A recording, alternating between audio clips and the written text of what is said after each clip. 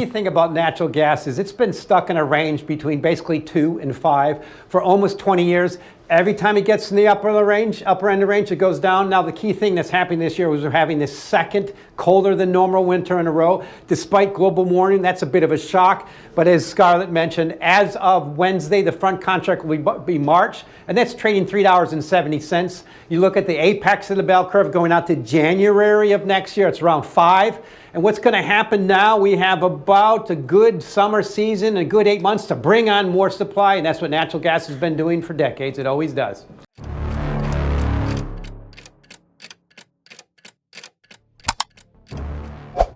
Certaines décisions commerciales ne se limitent pas à l'économie.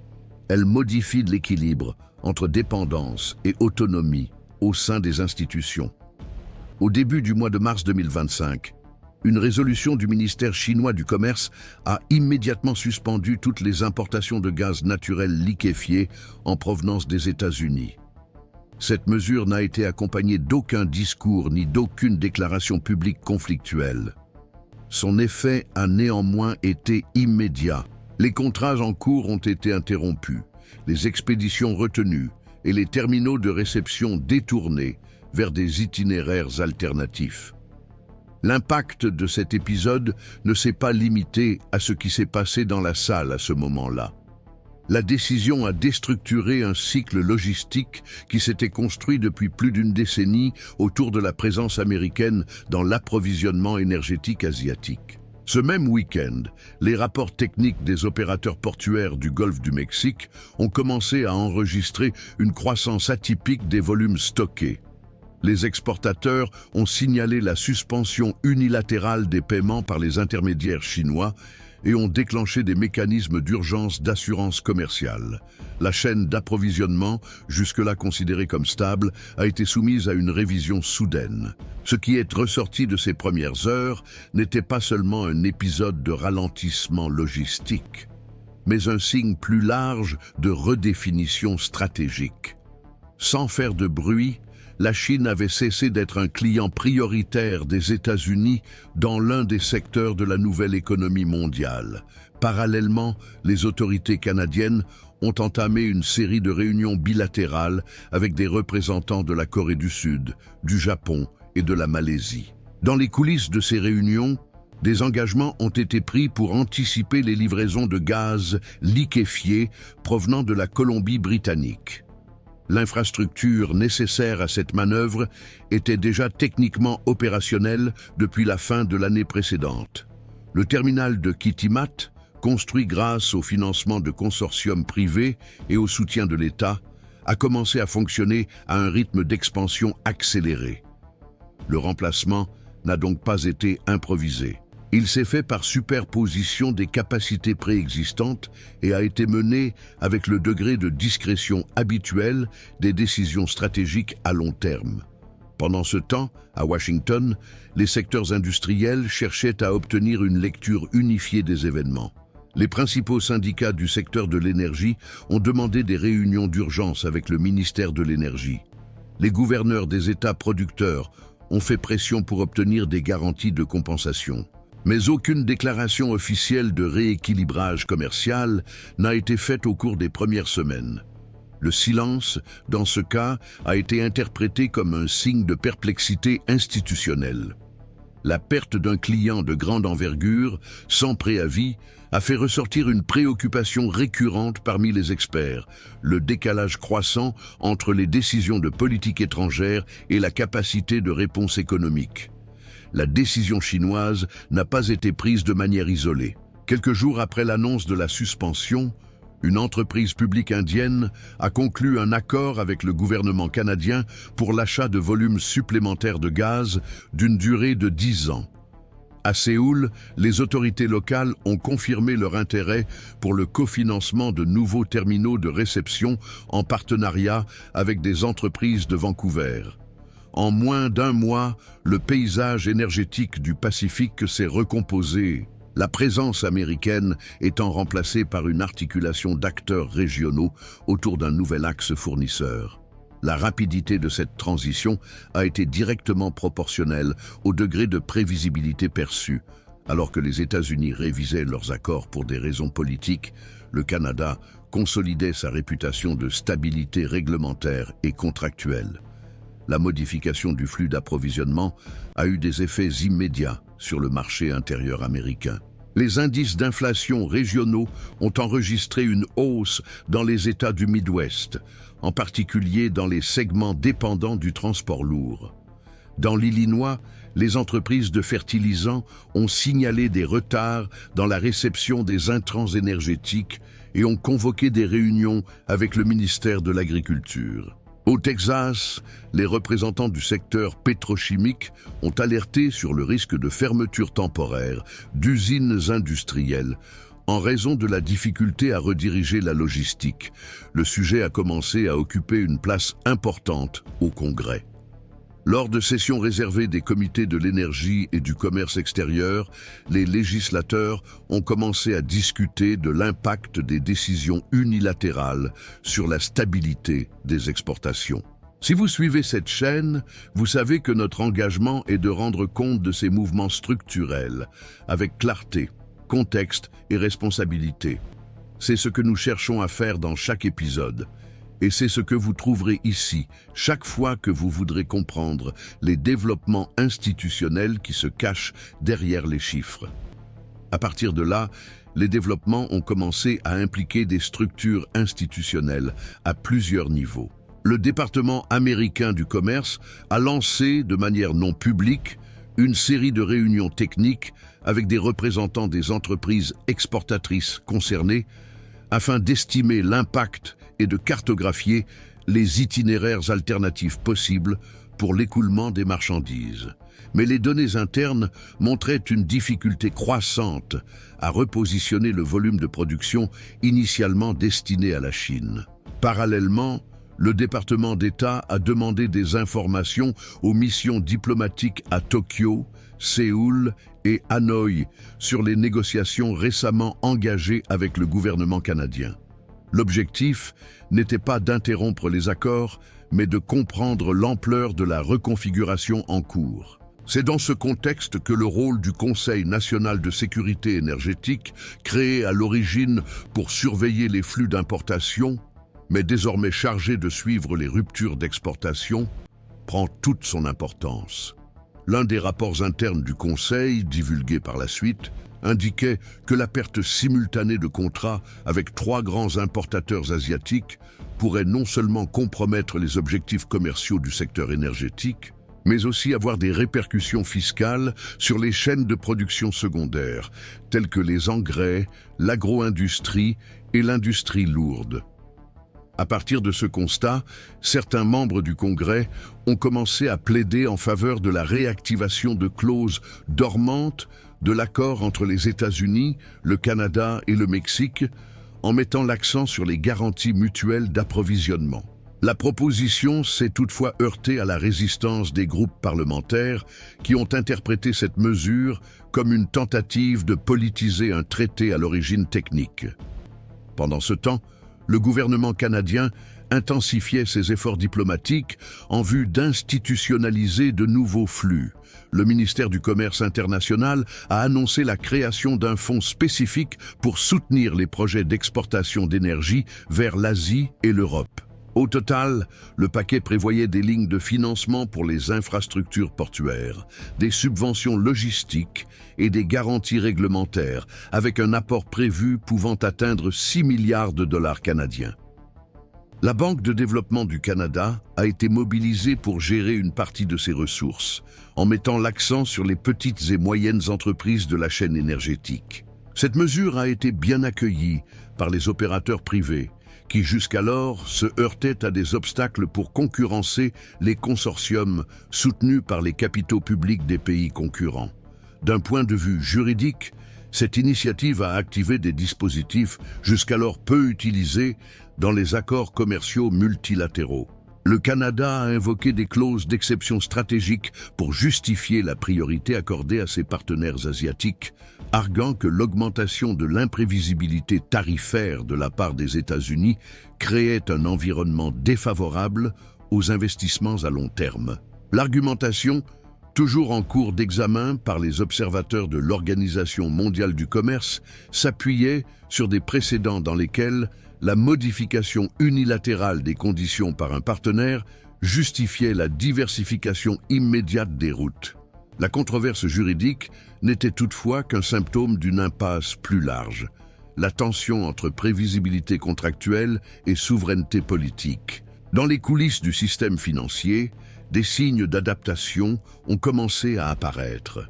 Les fonds d'investissement ont réévalué leur exposition aux actifs directement liés aux infrastructures énergétiques américaines, en particulier les terminaux d'exportation situés dans le golfe du Mexique.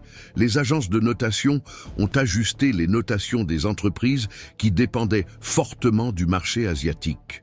Parallèlement, la monnaie canadienne a enregistré une appréciation ponctuelle, alimentée par les prévisions d'augmentation des recettes des exportations énergétiques.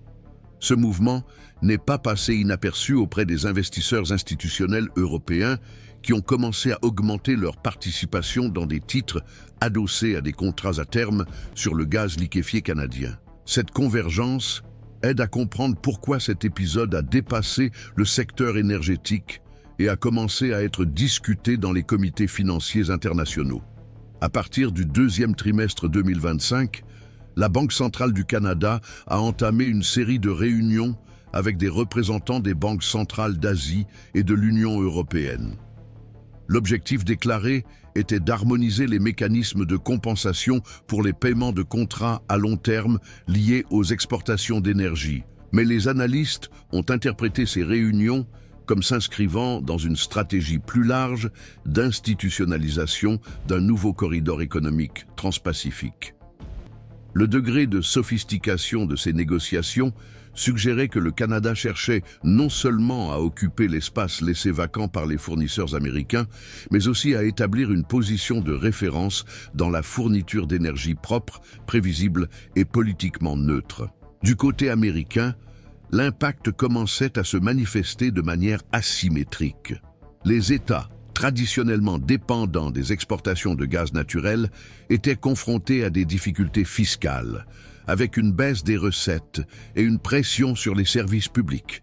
Les gouvernements des États ont demandé une aide d'urgence au Congrès, tandis que les parlementaires de l'opposition critiquaient l'absence d'un plan fédéral de relance commerciale. Lors d'audiences publiques, des dirigeants du secteur ont fait état de pertes de contrats, d'un recul des investissements et d'une instabilité dans l'embauche de travailleurs. La principale préoccupation n'était pas seulement la perte momentanée de revenus, mais la perception croissante que la position internationale des États-Unis en tant que fournisseur d'énergie commençait à être remplacée de manière structurelle. Le ministère de l'Énergie a organisé un groupe de travail pour proposer des mesures visant à stimuler la reprise du secteur. Parmi les idées examinées figuraient l'augmentation des subventions, la réduction des impôts et les incitations à la reconversion logistique. Mais les experts internes ont averti que ces mesures, bien que nécessaires, auraient un impact limité si elles n'étaient pas accompagnées d'un repositionnement diplomatique plus large. La confiance des partenaires internationaux, selon les mémos internes, ne se regagne pas uniquement par des incitations fiscales. Il faut une prévisibilité réglementaire et une stabilité contractuelle. C'est dans ce contexte que s'inscrit la réponse du gouvernement canadien. Au lieu de s'opposer, il a décidé de consolider. Au lieu de se disputer le marché par la rhétorique, il a commencé à établir des bases techniques et diplomatiques pour repositionner son insertion internationale. Cette attitude a été interprétée par de nombreux analystes comme le signe d'un nouveau type de protagonisme, moins fondé sur la force brute et davantage ancré dans la stabilité institutionnelle.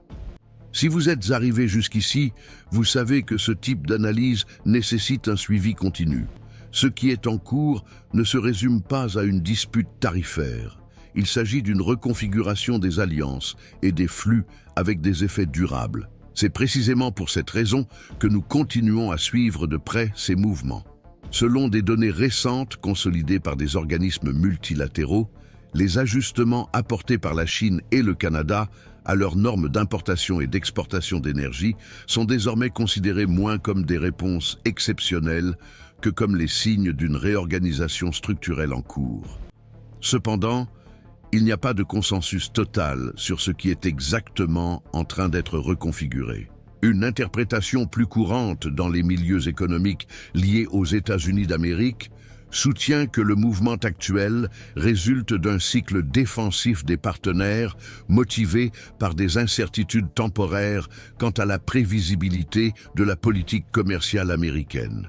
Dans cette perspective, les fractures observées aujourd'hui pourraient être comblées si les canaux techniques de négociation étaient réactivés et si la récurrence des mesures tarifaires unilatérales était réduite. Une autre école de pensée soutient toutefois que le phénomène a déjà pris un caractère géopolitique, avec un glissement dans lequel la confiance institutionnelle vaut désormais plus que la capacité totale d'approvisionnement.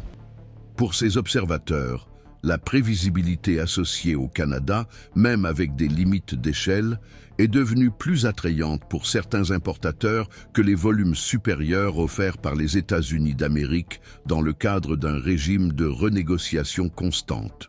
Le point central est que le critère de choix serait en train de changer, moins axé sur la puissance industrielle et davantage orienté vers la stabilité réglementaire, la sécurité juridique et la cohérence institutionnelle. Ce repositionnement des critères a déjà des effets identifiables. Au cours des 3 premiers mois qui ont suivi la suspension chinoise, les contrats conclus par le Canada avec les pays d'Asie de l'Est ont dépassé, en valeur ajoutée, les accords conclus par Washington au cours de la même période. L'attrait de l'accord canadien ne s'explique pas seulement par l'infrastructure mise en place, mais aussi par le profil de négociation qu'il est passé à symboliser. L'absence de menace de révocation unilatérale, le respect des clauses multilatérales et la préservation des mécanismes techniques de consultation ont contribué à la perception d'un environnement commercial moins sujet à des changements brusques. Pour les spécialistes du droit économique international, cette combinaison pourrait consolider le Canada en tant que référence contractuelle pour les pays qui recherchent la sécurité d'approvisionnement dans un contexte mondial marqué par l'instabilité. Dans ce contexte, le débat se déplace vers la capacité des États-Unis d'Amérique à rétablir leur crédibilité institutionnelle à court terme. Au sein même du gouvernement, les divergences persistent. Certains secteurs préconisent une correction diplomatique immédiate, avec la reprise des engagements dans les forums multilatéraux et des renégociations menées sur des bases techniques. D'autres groupes, plus alignés sur la stratégie présidentielle actuelle, soutiennent que les mesures protectionnistes doivent être maintenues comme moyen de pression pour imposer de nouveaux paramètres d'équilibre commercial. Cette tension interne se reflète dans des déclarations publiques incohérentes et des signaux ambigus transmis au marché international. Alors que la conduite fédérale reste fragmentée, les législateurs des États directement touchés par la perte de contrats recherchent des mécanismes de protection pour leurs économies régionales. Des propositions concernant des fonds de compensation, des programmes d'emploi d'urgence et des incitations à la reconversion des infrastructures sont en cours de discussion au sein des commissions du Congrès. À ce jour, cependant, aucune réponse systémique n'a été mise en œuvre. L'absence de réaction coordonnée renforce l'impression que la crise ne se limite pas au commerce, mais révèle des faiblesses dans la coordination institutionnelle. Parallèlement, on observe une mobilisation croissante de pays traditionnellement neutres qui commencent à exploiter l'espace laissé vacant par l'affaiblissement relatif de la position américaine. La Norvège a entamé des discussions exploratoires avec des importateurs asiatiques afin d'évaluer d'autres voies d'approvisionnement en gaz en utilisant les infrastructures portuaires de la mer du Nord. L'Algérie, avec le soutien technique de l'Europe, a lancé des tests logistiques visant à accroître sa capacité de liquéfaction. Bien qu'ils n'en soient encore qu'à leur début, ces mouvements suggèrent que le réaménagement en cours dépasse le cas canadien et annonce une nouvelle étape dans la distribution mondiale de l'énergie. Jusqu'à présent, il n'y a pas de consensus sur la portée finale de ces transformations. Certains observateurs les décrivent comme un réaménagement compatible avec la multipolarité croissante des flux commerciaux. D'autres mettent en garde contre le risque de fragmentation institutionnelle si les principaux acteurs commencent à agir en dehors des engagements multilatéraux qui ont soutenu le commerce énergétique au cours des dernières décennies. Le point central est que l'équilibre antérieur, malgré ces asymétries, offrait un niveau minimum de prévisibilité. Une fois partiellement rompu, il exige des systèmes nationaux une capacité d'adaptation à laquelle tous ne sont pas pleinement préparés. C'est dans ce contexte d'incertitude que l'importance des observateurs institutionnels, des régulateurs techniques, des conseils de sécurité énergétique et des commissions parlementaires spécialisées s'intensifie.